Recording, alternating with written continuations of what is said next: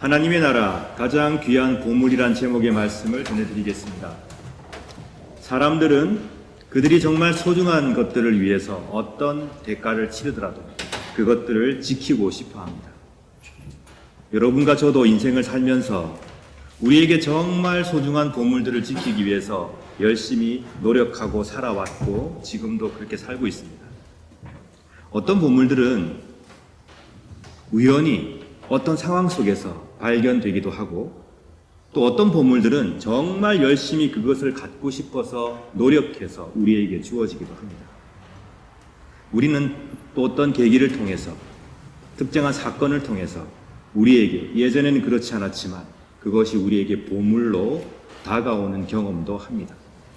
아마 이 자리에는 지금 없지만 우리 아이들 같은 경우에는 인생의 경험이 풍부하지 않기에 제가 드리는 이 얘기에 대해서 공감을 할지는 모르겠지만 연세가 드실수록 인생의 경험이 풍부할수록 우리는 한두 번쯤은 어떤 계기로 인생의 새로운 가치와 새로운 방향을 가지게 되는 그런 경험을 합니다. 예를 들어 보면 몸이 아프신 분들께서 다시 건강을 찾았습니다. 그리고 나서는 그 이전보다 훨씬 건강에 대해서 소중하게 생각하고 건강을 보물처럼 아끼고 가치를 부여하게 됩니다. 여러 가지 사정으로 그렇게 배우고 싶었지만 배우지 못한 사람들, 평생 가슴에 한이 남아 있었는데 그런 기회가 생겨서 배우게 되었습니다. 그렇다면 그 배움의 시간은 그 사람에게는 은총이요, 축복이요, 기쁨의 시간이 됩니다. 그 무엇과도 바꿀 수 없는 보물이 되겠죠. 사랑하는 사람과 이별을 했습니다. 어떤 연유든 간에. 근데 이별해 보니 그 사람이 얼마나 내게 소중했는지 깨닫게 됩니다. 얼마나 고마운 존재였는지 다시금 알아차리게 됩니다. 그래서 지금 곁에 있는 사랑하는 사람들을 더 소중히 아끼고 살아가야 되겠다. 이런 다짐을 하게 되는 것이죠. 우리는 함께 있는 동안엔 잘 모르지만 그 자리가 비면 그 자리 또 그의 소중함 또 가족의 소중함을 알게 됩니다. 제 아내하고 지금 큰애가 미국에 가 있습니다.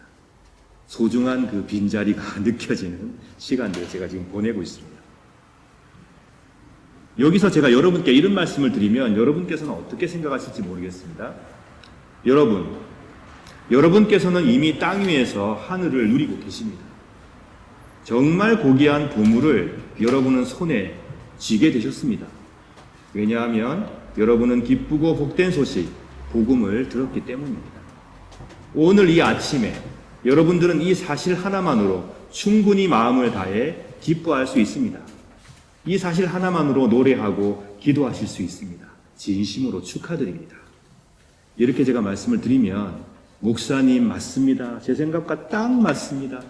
제가 지금 갖고 있는 마음입니다. 이렇게 생각하시는 분도 계실 것이고 글쎄요, 그게 나에게 그렇게 큰 기쁨인지는 잘 모르겠습니다. 물론 주님께서 나를 사랑하시고 내가 복음을 듣고 지금 나와서 예배를 드리고 있지만 그렇게 크게 기쁨을 와닿지 않습니다. 라고 생각하시는 분도 계시겠습니다. 여러분 진심으로 기쁘십니까? 아멘. 예. 진짜 우리 서로 축하해도 될 만큼 값진 보물을 우리는 발견한 것일까요? 그렇습니다. 하나님 나라가 바로 보물입니다.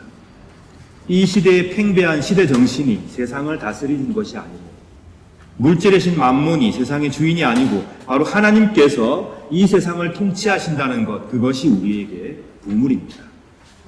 하나님의 나라, 곧 하나님의 통치하심은 이 세상에서 나의 삶 한가운데에서 온갖 오물이 가득한 땅 속에서 발견되는 보화처럼 우리 삶 한가운데서 발견되는 보물이 바로 하나님 나라입니다.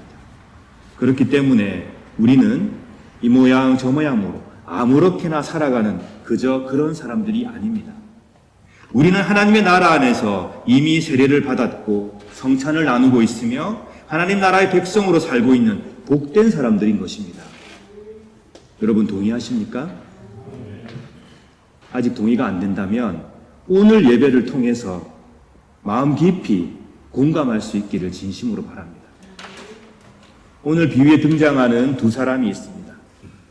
보물을 우연히 밭에서 찾은 사람과 정말 열심히 노력해서 값진 진주를 찾은 상인, 이 둘은 모두 다 자신의 소유를 다 투자합니다. 다 팔았습니다. 그리고 자신들이 찾은 그 보물을 샀습니다. 의심의 여지 없이 그들은 조금도 망설이지 않고 온갖 노력을 다 기울여서 이 보물들을 손에 넣었던 것입니다. 오늘 우리가 함께 읽은 비유, 마태복음 13장에 나오는 밭에 감추인 보화와 진주를 찾은 상인의 이 말씀을 우리가 접했는데요. 사실 보물과 밭에 감추인 보물과 진주, 이런 주제로 등장하는 이야기들은 고대 근동 지방에 아주 많았습니다. 팔레스타인 지역에서는요, 그 문화와 역사 가운데 자주 발견되는 이야기예요. 밭에 감추인 보물을 발견하는 것, 또 진주와 관련된 귀한 보물의 반응, 숨겨진 보물, 이런 모티프, 이런 동기는 고대 근동 민속학에서 아주 좋아하는 주제였습니다. 그리고 진주는 고대에 아주 인기 있는 품목이었고 매우 값진 보물이었던 것이죠.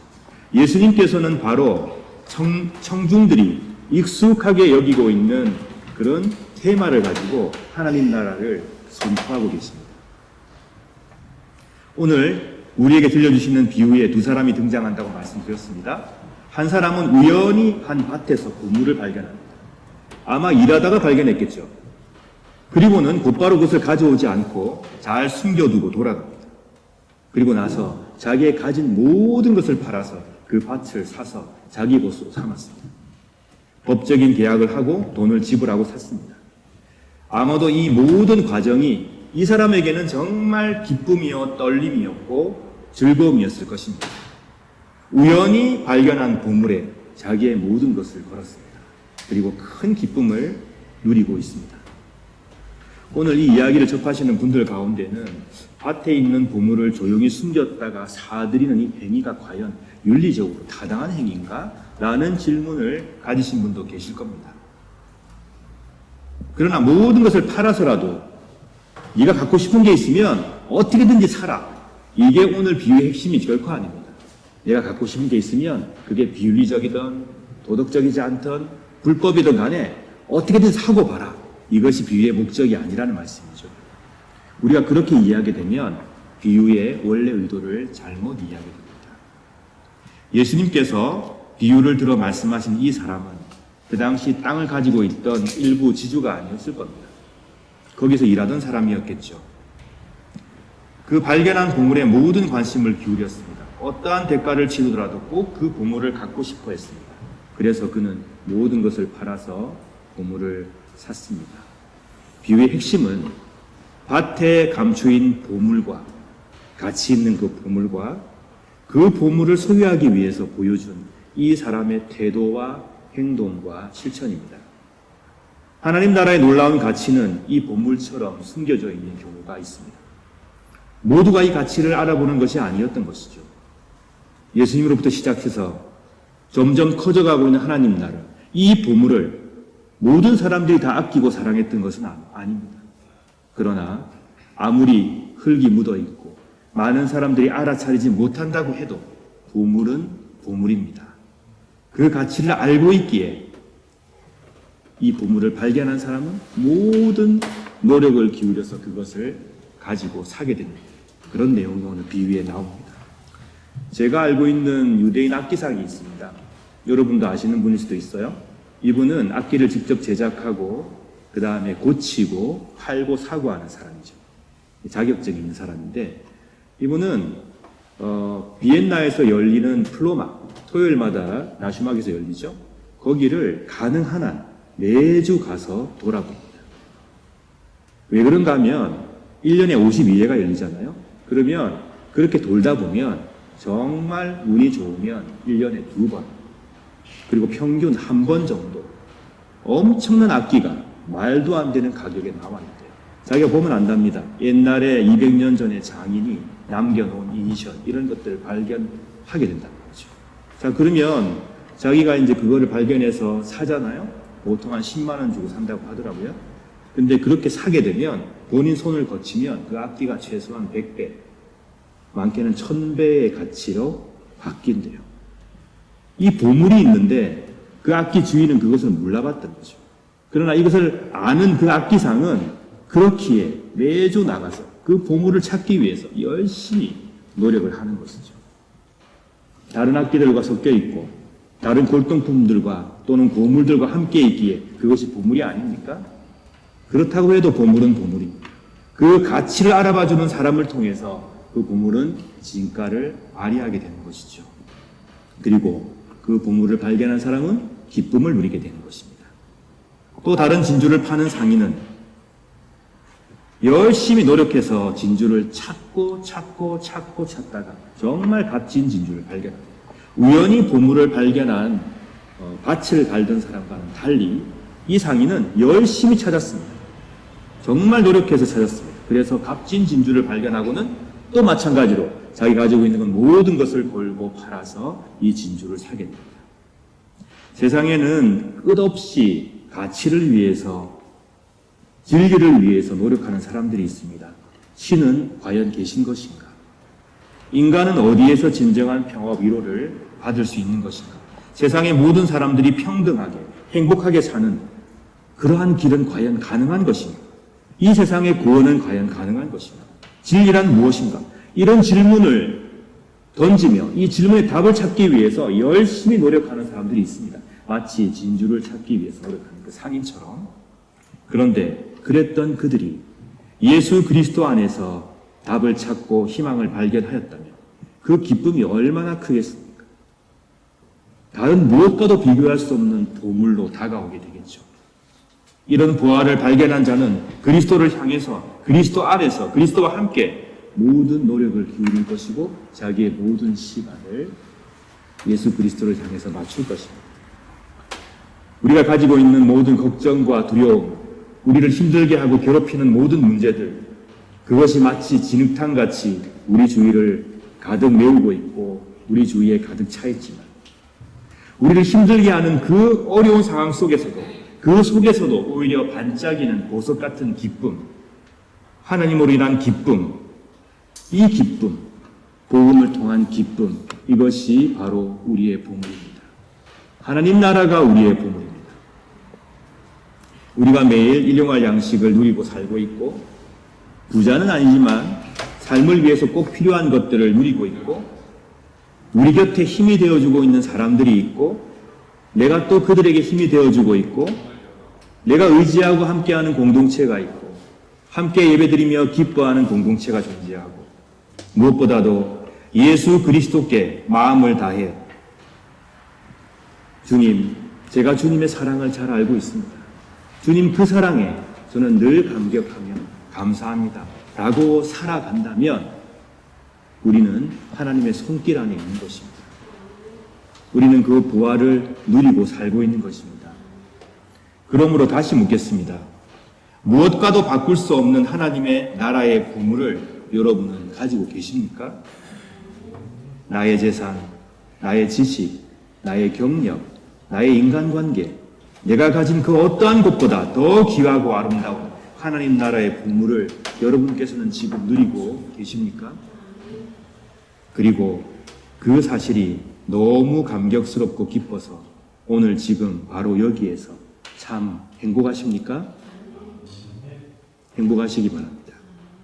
진흙탕 같은 세상 속에 놓여있는 여러분들, 그러나 그 속에서 반짝이는 하나님 나라의 부활을 그 부활 때문에 행복해 하시기를 진심으로 축원합니다. 사랑하는 여러분, 하나님의 나라는 밭에 감추어져 있다가 우연히 찾은 보물과 같습니다.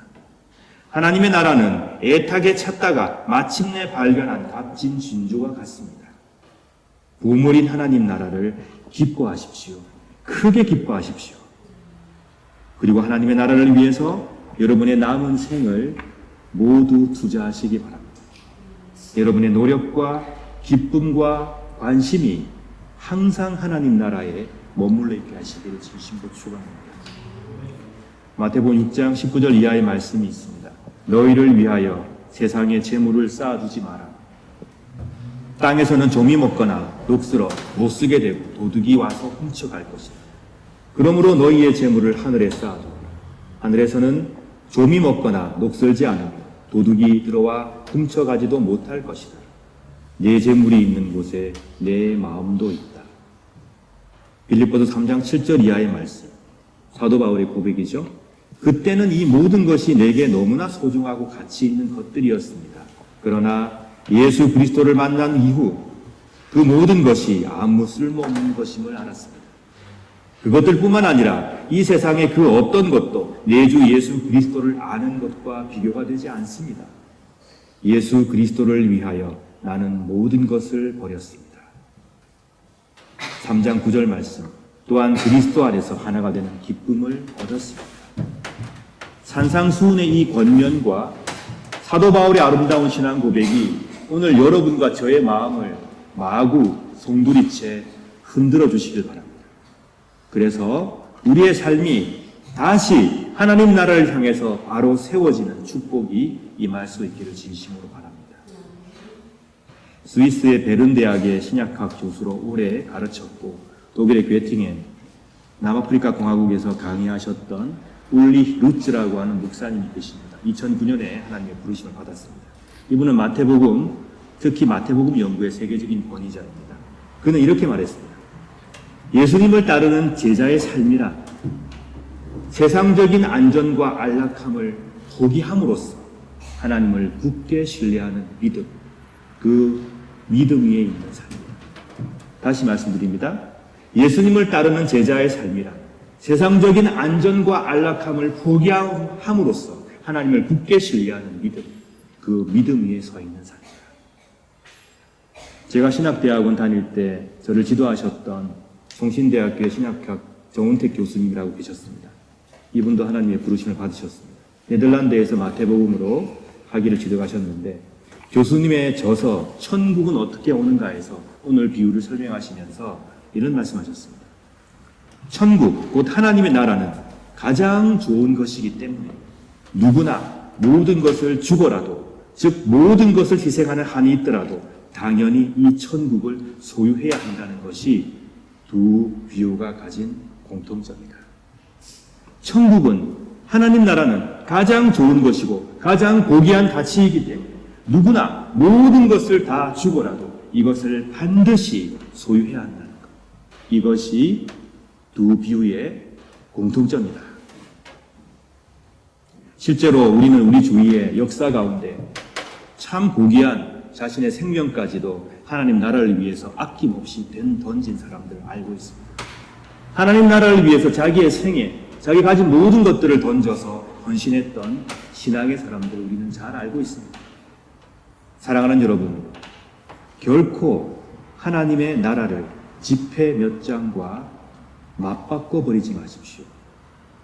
하나님의 나라를 돈과 저울질하지 마시기 바랍니다. 하나님의 나라를 내 고집과 아집으로 가리워 버리는 잘못을 결코 저지르지 마시기를 축원합니다. 무슨 대가를 치르더라도 하나님의 나라를 선택하십시오. 그로 인해서 무한히 자비로우신 삼위일체 하나님의 축복과 자비를 오늘과 내일, 모레 누리시기 바랍니다. 그리고 일평생 영원히 누리시길 간절히 바랍니다. 이 보물, 하나님 나라를 통하여 여러분과 여러분이 사랑하는 가족과 여러분이 관계하는 사회가 복을 누리며 하나님께서 주시는 평화와 은총을 받아 누리게 되길 진심으로 축원합니다. 이 시간 말씀 생각하시며 기도하시기 전에 한 가지 함께 기도할 내용이 있습니다. 7월 27일, 며칠 전에 어저께 지나갔습니다. 7월 27일은 남한과 북한이 정전협정을 맺은 지 71년 되는 날이었습니다. 1950년 6월 25일에 발발한 전쟁이 있었고 3년 동안 지속되었고 많은 사상자가 발생했고 삶의 터전이 무너졌고 엄청난 비극이 일어났습니다. 지금도 우리는 그 아픔의 연장선 속에 있습니다.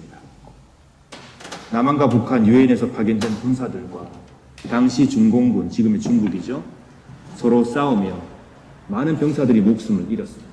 인류의 역사 가운데 전쟁을 완전히 없앨 수는 없습니다. 그러나 우리는 노력을 통해서 전쟁을 막을 수 있을 것입니다. 정전협정이 상호 불가침 협정으로 바뀌고 평화협정으로 갑자기 바뀌기는 정말 어려울 것입니다. 그러나 우리는 끊임없이 평화를 위해서 노력할 수 있을 것입니다.